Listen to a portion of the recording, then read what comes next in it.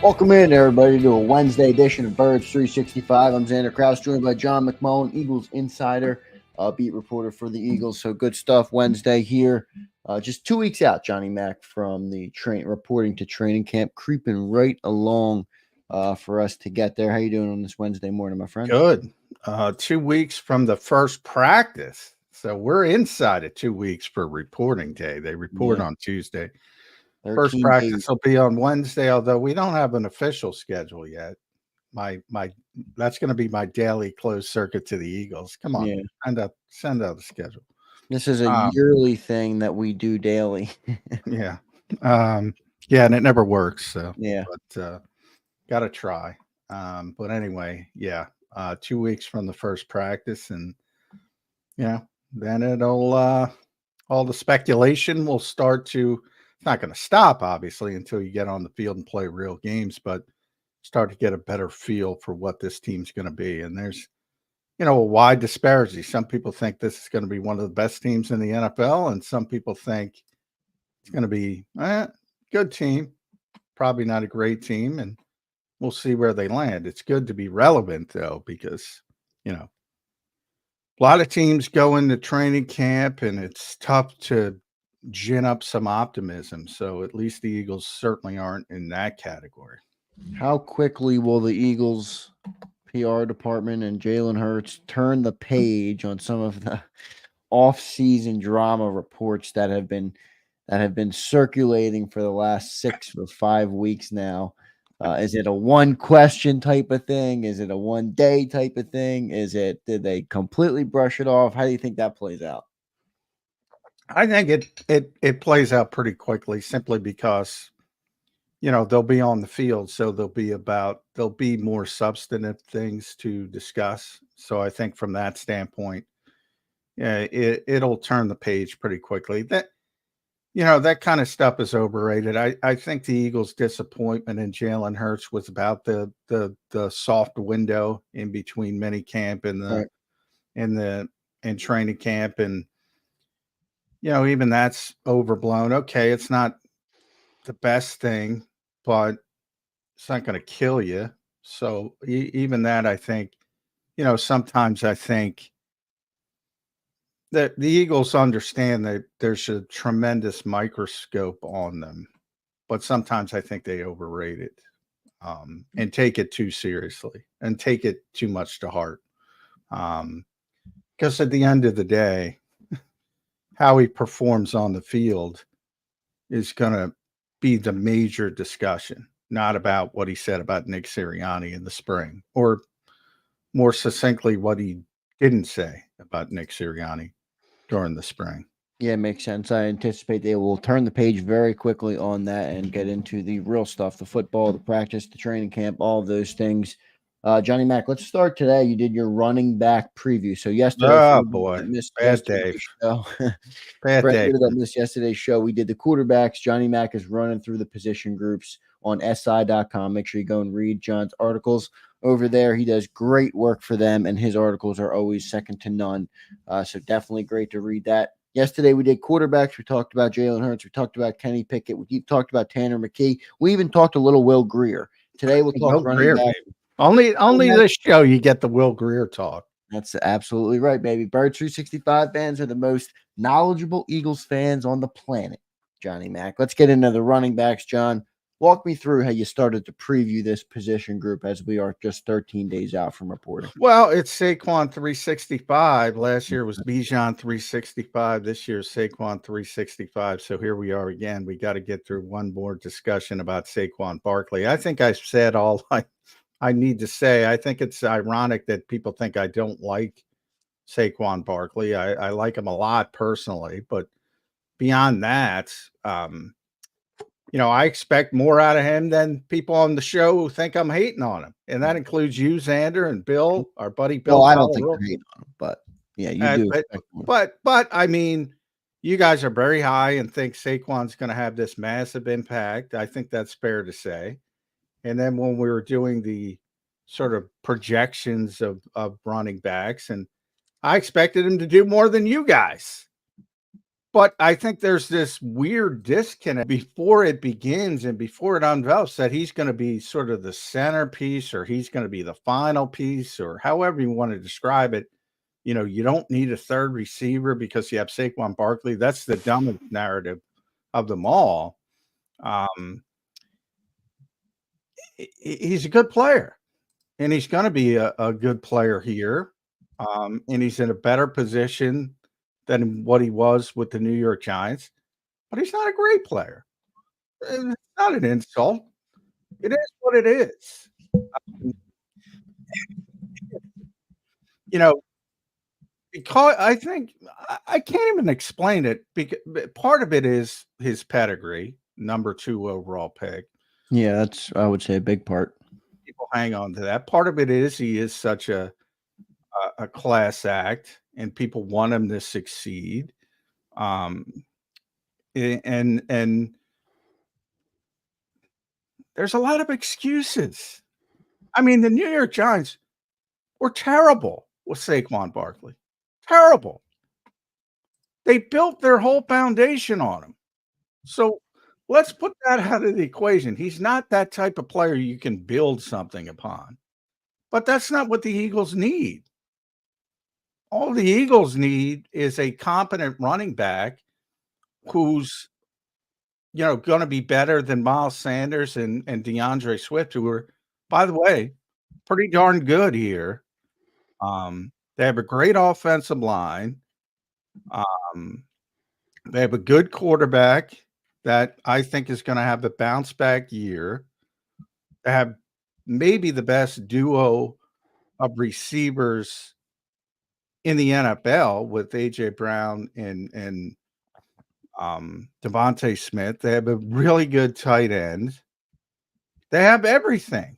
And this is where, you know, they're going to elevate Saquon Barkley. That's how I described it.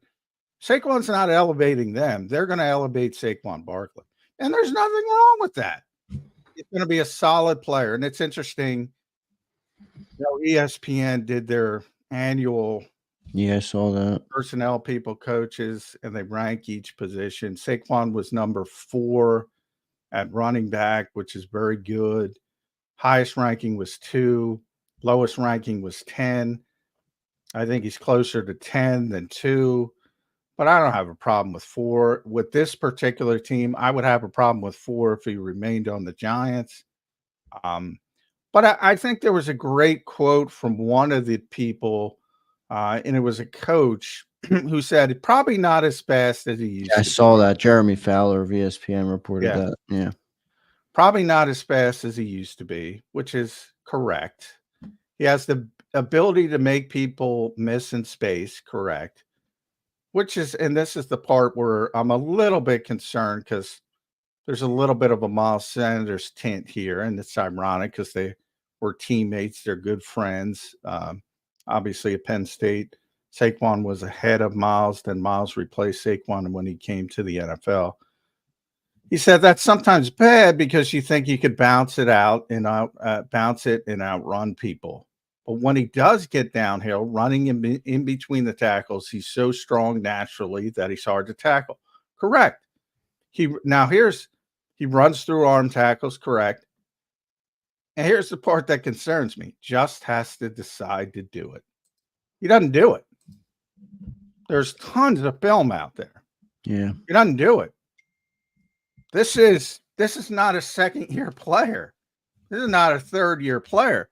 Does Saquon Barkley in his 7th season say all of a sudden, I'm going to turn into a north-south running back? I hope so. The New York Giants were 25-48-1 with Saquon Barkley. This is not a difference-making player. He is a good player. He's a good player that fits much better here than with the Giants. So, as I've said, with Hard Knocks coming on, the proper decision for the Giants was moving on. And it's not a bad decision by the Eagles to take a flyer. They're not in the same position. So he's a good player, but he's not a great player. Well, how much will our supporting cast, give him that leg up? Let's say all the things you mentioned, the ACL, the amount of reps he's played in the NFL and college. I mean, there's a lot of tread on the tires, but now he's, in a way, it's a new life. It's the start of a new career for him in terms of new team, new city, way better offensive line, way better weapons around him. Like, how much does that bring the ship back up in your eyes? Well, I think it makes him better. And again, Right. I think that supporting cast elevates him. I don't think the opposite. I think a lot of people think he's going to elevate the Eagles supporting cast. I think it's the complete 180 of that. Yeah, well, I would agree with that. I mean, the supporting cast is too strong to say that Saquon would elevate everybody else. And the Eagles still know their best player is A.J. Brown. And if you were to rate the Eagles' weapons, they're not going to tell you straight out, but they still know AJ's number one, Devontae's number two, and then you start haggling from there. Saquon probably will be number three because he'll get more touches because he's also running the football than Dallas Goedert. But you can argue Dallas is a better player, and that you can go back and forth on that. It's really good, but and Howie's partially responsible for this with the words he used to describe Saquon as special and weapon, and I don't know. He's a good player, and I think people are going to be disappointed because they expect a great player. Is my concern, but ultimately the outside, as long as the Eagles aren't affected by that, it doesn't really matter. But just the natural evolution of spring football. I talk about it all the time. Like you had heard the same stuff about Bijan Robinson. The Eagles love Bijan Robinson, by the way. They weren't going to draft him as long as Jalen Carter was on the board, but had he started to drift, they would have considered being aggressive, moving up to get that kind of running back. You see this in the history of the Eagles. Christian McCaffrey in 2017, even Dalvin Cook a little bit that same year. They wanted him in the second round. I believe it was the same year. But they always want these backs with pass catching ability because they don't find value. If you're not going to be a 3-down back, if you're not going to have an impact in the passing game, that's the guys they devalue. And there aren't a lot of guys that can be in the conversation. So you hear this every year and last year it was Bijan Robinson, who had a phenomenal year as a receiving rookie. And the numbers were 58 catches, 487 yards. That, by the way, is phenomenal. If Saquon does that, spike the football, that's a great season. But is that what people are talking about right now in the spring? No. They have these outrageous thoughts and what could potentially happen, and Paris Campbell doesn't matter because Saquon can serve as the third receiver. All that kind of stuff is just absolute nonsense. And it happens every year with these, not every year because these types of backs don't come around all the time, but we have Bijan doing it last year, and he was really good. And 8.4 yards per carry for running, yards per reception for running back. That's what Bijan had. That's phenomenal. Yeah. So if he does something like that, then it's really good. But again, we're talking about a guy with 1,500 touches. Typically, the Eagles run from players like that. They've made the exception here because A, they believe in the player, and B,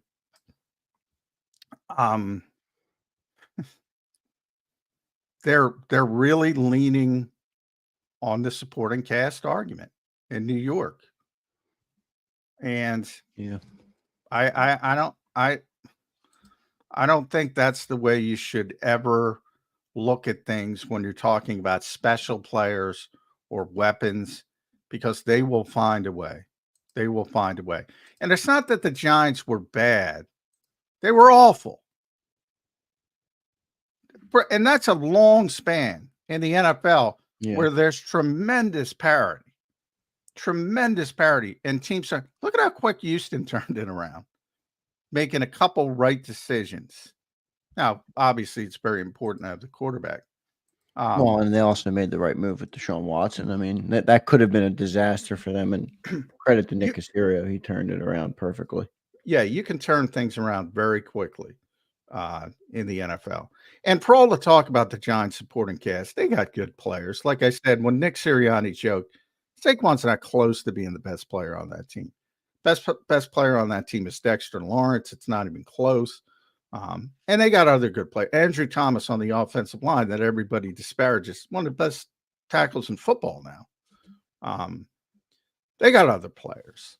They're an NFL team. Like I said, everybody's got good players. Yeah. Let's go to our chat check, Johnny Mac. I got 2 super chats I want to get you before we get to a break. We got Mike Gill coming up. I want to welcome everybody in this morning, 8:18 already, so 18 minutes into the show. Already almost 100 plus on YouTube and about 100 more on our other platforms. So appreciate each and every one of you for being here. Cody K, Ian, Mike, James Carver, Twiz, JH, Mike Fittery, Callie Baby, Rashid Mixon, Yale Roth. Appreciate Matt Jean. Appreciate each and every one of you guys, Kevin Savard, and anybody I missed. Sorry I missed you, but I do appreciate all of you guys being here, leaving your thoughts in the chat. Johnny Mac, let's go to this super chat here. Rashid Mixon gives us $5. Thank you, Rashid. He says he will have major impact situational when we need to rely on run. That on top being a threat, running, catching, and can block. That's perfect. Thoughts on that, Johnny Mac? Well, that's what everybody should hope for. I mean, that's what it's about. It's about being impactful in meaningful situations. It might not even be getting the football. It might be being a threat to get the football. That's what the Eagles did a lot in the spring, sort of using him as a decoy. And, if somebody's concerned about that and all of a sudden it becomes easier for AJ and Devontae to manipulate the field in that situation, that's the kind of esoteric stuff you're looking at. And that's what the Eagles are hopeful of, I think, from a standard. But, it is what it is. And people that watch this show should know I'm not the biggest stat guy in the world, to say the least, but people expect statistics. And for those people, they're going to be disappointed, probably. Agreed. Go ahead. Probably. Is 1,300 yards and 400 yards receiving disappointing? I don't think so. I think that's a phenomenal year. And that's where I expect. The one thing, there was a crazy stat, and I wish I had it. I forget who pulled it up, but in the fourth quarter, with an 8-point lead, so, essentially 2-score lead, 8 plus,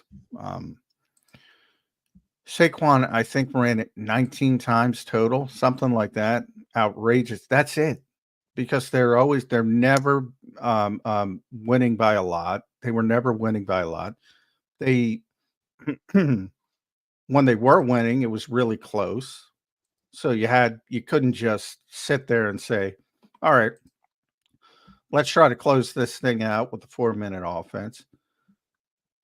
Here, that's the plan. The Eagles want to be up 2 scores and they want him to close the game. Right. Now, will that be successful? I think it will be. And if they can get in those types of situations, I think it'll have a big impact. I do. And that's the goal. That's where they want to be. And that's why he's here. One more super chat here before we get to a break and get to our friend Mike Gill coming up on the other side. Stay tuned, everybody, for Mike Gill. JH drops us $5. Thank you, JH, for the super chat. Appreciate it, brother. John always says he wishes the Eagles had a decisive north and south back. What about Kendall Milton? His tape seems to show that. Is he overlooked?